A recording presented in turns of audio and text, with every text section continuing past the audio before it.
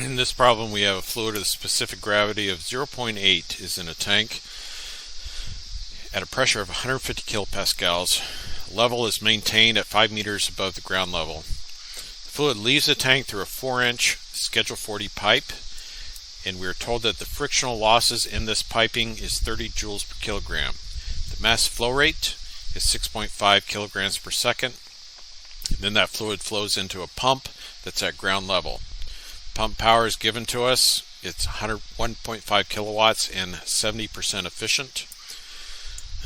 The fluid leaving the pump flows through 3.5-inch Schedule 40 pipe. So that's our discharge side or our outlet side. And the frictional losses in this part of the piping are 50 joules per kilogram. That fluid flows to a final point in the pipe that is above the original tank level, where the pressure is 200 kilopascals, and that's where this little system ends.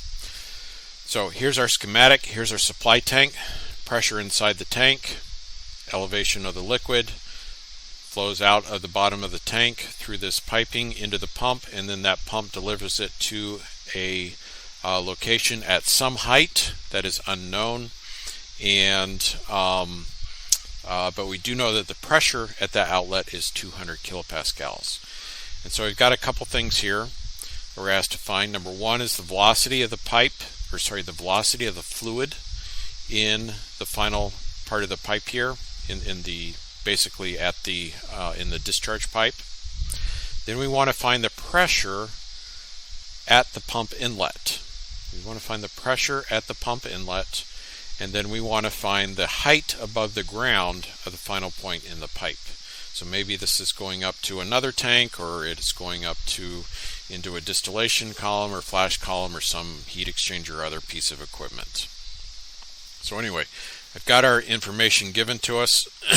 Density, I'm going to use a mixture of SI and imperial units. Pipe diameters. Notice that these are nominal diameters that are given to us. We need to go up and look up the actual diameters, so make sure you do that. And so our inlet pipe, the suction side is 4.026. The discharge side is 3.548 inches. We're given our pump power. Notice we're also given efficiency, so this is the overall power. The efficiency will help us factor in the amount of power or energy that is actually applied to the fluid. Nice thing is we're given the mass flow rate, 6.5 kilograms a second. I've got some height information in here. The pressures are given. And then our head losses. Notice that our head losses, we like to deal with head loss in units of energy per weight. This is energy per mass. And so with our Bernoulli equation, we're going to have to do some unit conversions to convert these to energy per mass. Now, what are we asked to find? We're asked to find several things here. And so this is where, taking a divide and conquer approach is really nice. Let's just look at things nice and in a nicely organized manner. Hopefully, the first problem the first piece of information they ask us to calculate will be easy if they've written the problem in a nice manner, and I think that's what we'll find here. But in problems like this where they ask you to find multiple things, sometimes you should realize that the first thing they ask for may not be the easiest thing to calculate. So always be aware of that when you go into multi-question problems like this. But the first part is find the velocity at the final point in the pipe. Well, the final point in the pipe is here. We don't know how high it is, but we don't care. And if you think about it, we know what the mass flow rate is, right? We know what the mass flow rate is because we're going to assume steady state. For all these problems, we're assuming steady state. The mass flow rate is 6.5 kilograms per second. That means it's 6.5 kilograms per second here, it's 6.5 kilograms per second here, and even at the outlet. And so the velocity, do we know the density? Yes, we know the density. So calculating the linear velocity should be easy because we also know the cross-sectional area. So turns out these problem statement writers were pretty nice to us, and solving for the linear velocity is going to be quite relatively easy. So mass flow rate is equal to density times linear velocity times cross-sectional area. Calculate the cross-sectional area, solve for the linear velocity, and we get a linear velocity of 1.274 feet per second, or sorry, meters per second. Keep our units straight. All right, so we've got that point done. What about pressure at the pump inlet?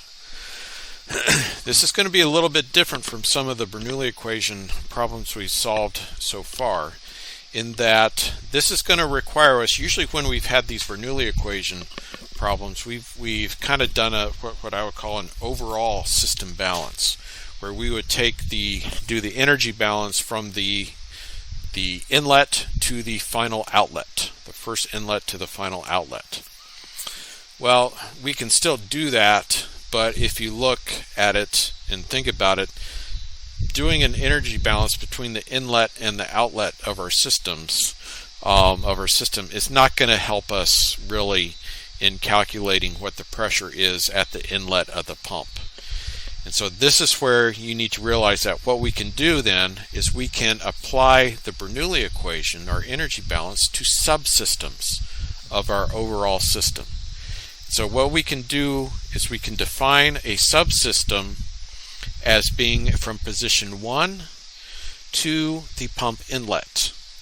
Note that the pump inlet does not, if we do that, that little subsystem does not include the pump. It goes only to the pump inlet. So if we do that, position 1 is going to be in our tank, in our supply tank, and so we write our Bernoulli equation. And notice I'm using ones, and then I'm using inlet to denote where our position 2, if you want to think of it that way, is now at the pump inlet. So here's our Bernoulli equation, and now here are our considerations for the Bernoulli equation. So Z1, well let's start here. P1, that's given to us, right? So we know what that is, that's fine. What about the velocity at position 1? Well, remember in tanks, velocity, liquid levels, that's 0. What about the height? Well, the height is 5 meters. That's given to us. Head added. Is there any head added in this little subsystem?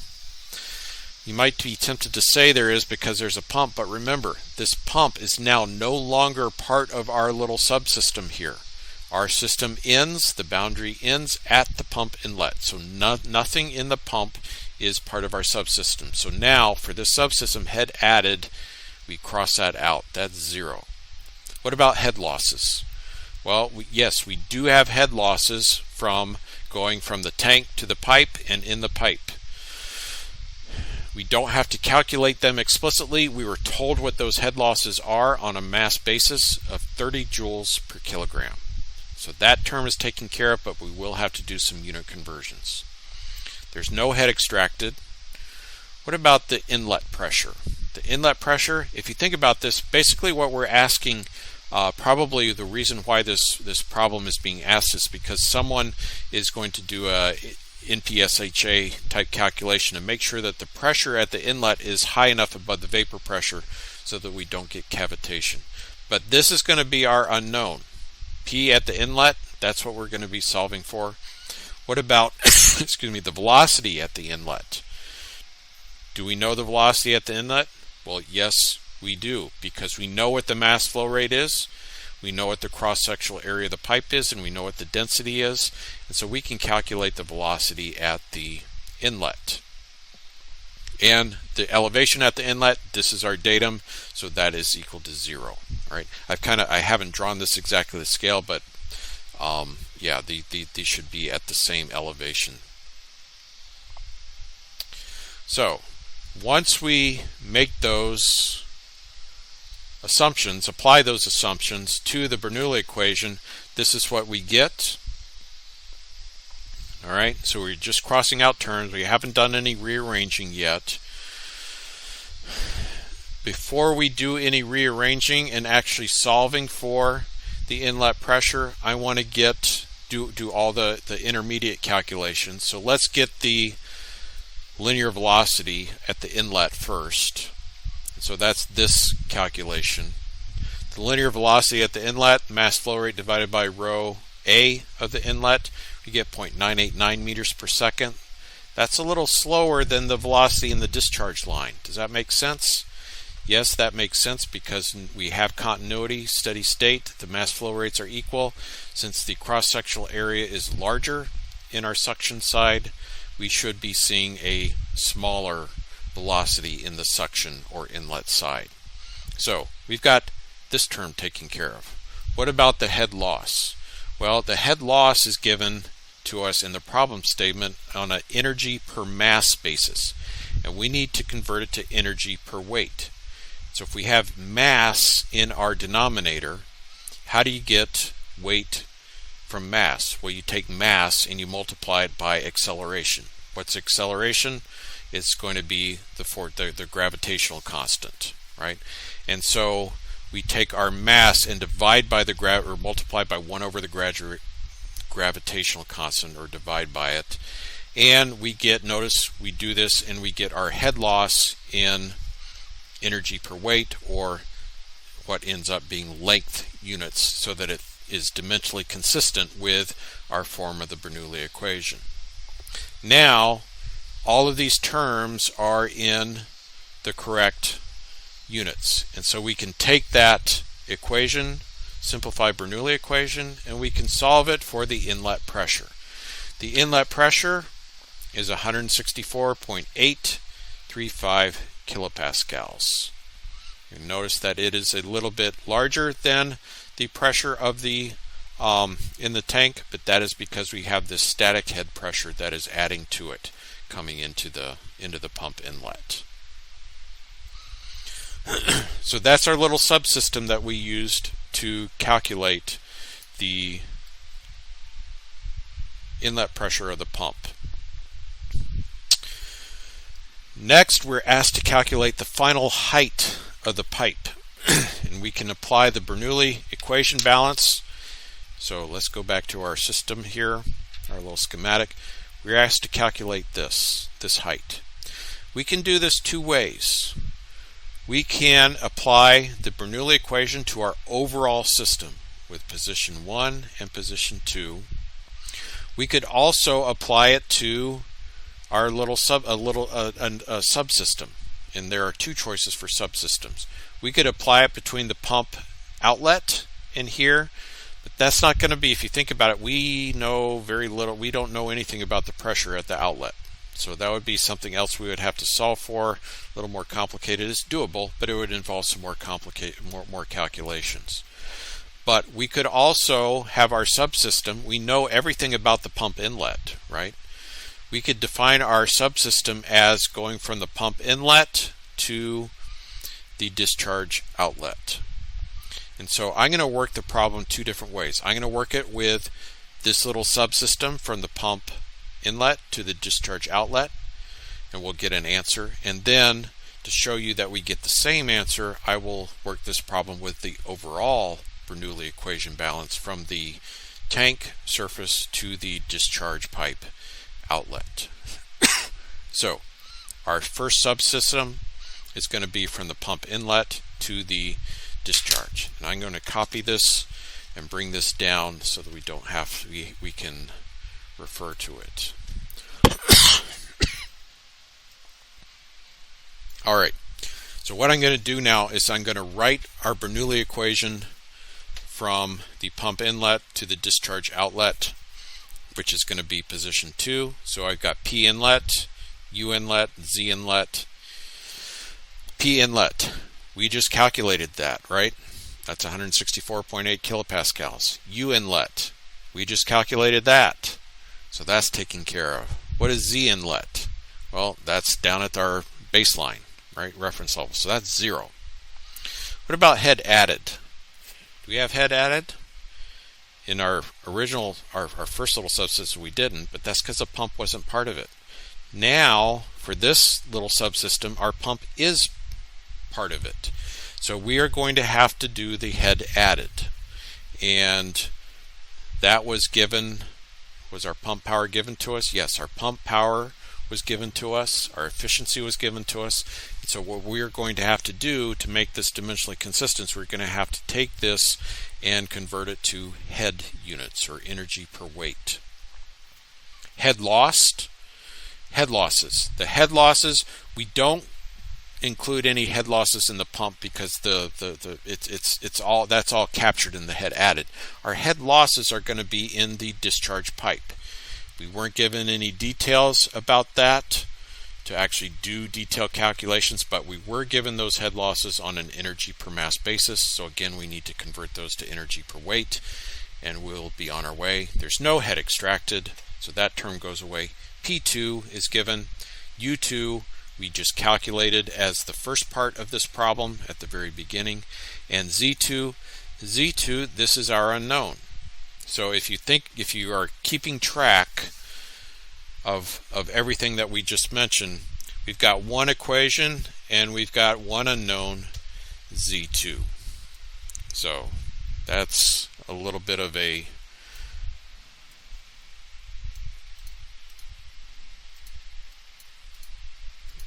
do some rearranging here. This is what our Bernoulli equation simplifies to. I haven't done any kind of rearranging. I've just crossed out terms that don't need to be considered.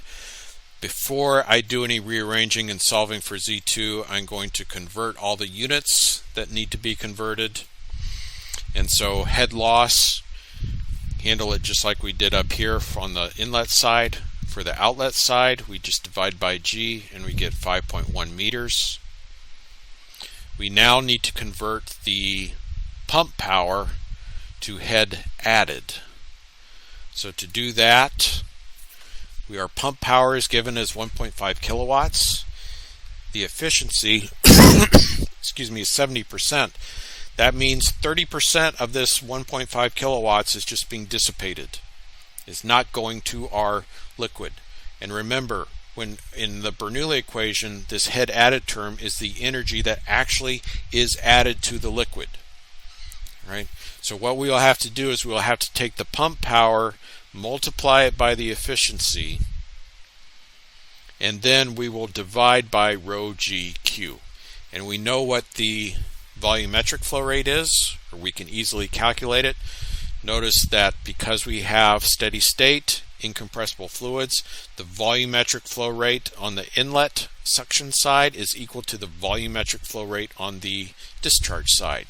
So even though our little subsystem has piping on the discharge side, I can still use the information on the inlet side to calculate my volumetric flow rate, because I have conservation of mass and steady state flow. So anyway, we go through, we do that calculation, and our head added by the pump turns out to be 16.472 meters. We can then ask MathCAD to solve this, and I am somewhat lazy and let MathCAD do the algebra for me just to make sure that I don't make any mistakes. It turns out to be a little more awkward looking than if you were to be nice and neat about doing this by hand, but I don't want to make mistakes, and so I trust MathCAD, and I get my value for Z2. So this is the height that this pipe would be at to satisfy what's going on in this system. 6.859 meters. Now, that was the solution where we did the little subsystem from the pipe inlet to the discharge outlet at position 2. I mentioned we could also do an overall balance. So I'm going to put another little schematic here, do another overall balance from position 1 to position 2. And we should get the same answer as we got for this little subsystem that we just calculated. So I'm going to go through this relatively quickly. You should go through this yourself and be able to do this, but I'll just show this briefly. If we do this, write our Bernoulli equation and start looking at the terms. P1, yeah, we're given that. What's U1? U1 is 0, right? level of the tank. Z1 is 5 meters. Head added. What is the head added? That's from the pump. We just calculated that. All right. Head loss. What are the head losses involved now in our overall system? The head losses are both on the suction side and the discharge side. So we have to add both of those up. So we add those up. That's our head loss. There's no head extracted. P2 is known. U2 is known. And we can solve for Z2 and we get 6.859 meters. That is the same answer as we got above. So what that demonstrates is that with the Bernoulli equation, be aware that you can apply it to little subsystems throughout your overall system. Something you might want to look at is, what if I asked you what the pressure at the pump discharge was, at the pump outlet, sorry. What is the pressure at the pump outlet? How would you solve that? Well, there's a couple different ways you could approach that. You could approach that with your little subsystem being only the pump. You could do that.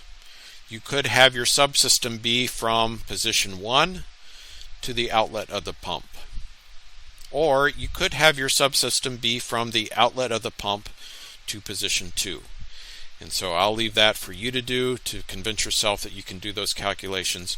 Either way you do that, you should get the same answer.